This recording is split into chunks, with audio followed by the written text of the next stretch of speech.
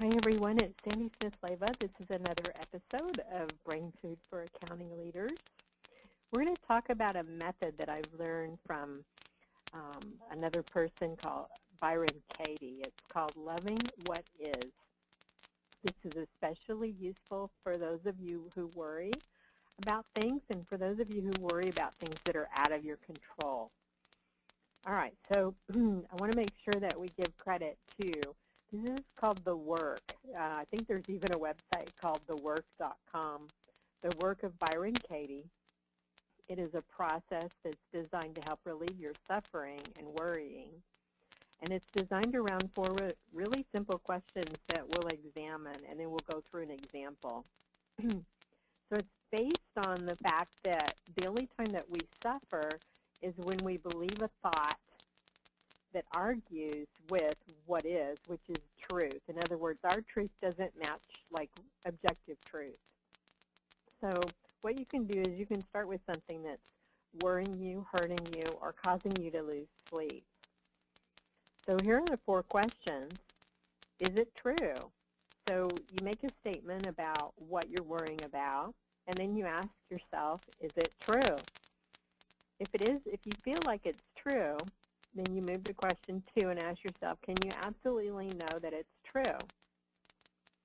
And then question 3 is, how do you react? Or what happens when you believe that thought? Well, typically the answer to that one is you're going to feel disempowered. And then you ask yourself, who would you be without that thought? And that way you can re-empower yourself. So let's go through an example. For example, have you ever thought, has a thought form come into your head, no one wants to be my client, I'm going to starve?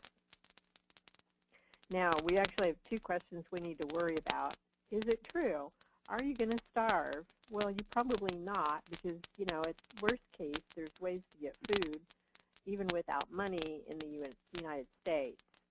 Does no one want to be my client? Well, probably not, because you already have some clients, or maybe, you know, the 3 people you asked don't want to be your client, but there's actually 6.5 billion people on the planet, so you've got a lot of people you need to go through before that is really true, right?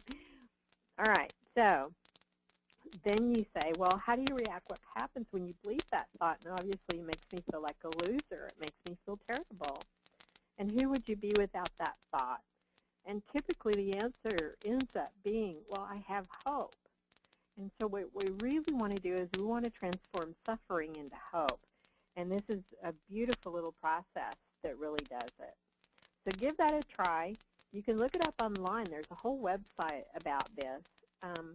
When you have negative emotions or feel like you're losing hope, then use the work, use the 4 questions by Byron Katie. Thanks, everybody, and we'll see you next week.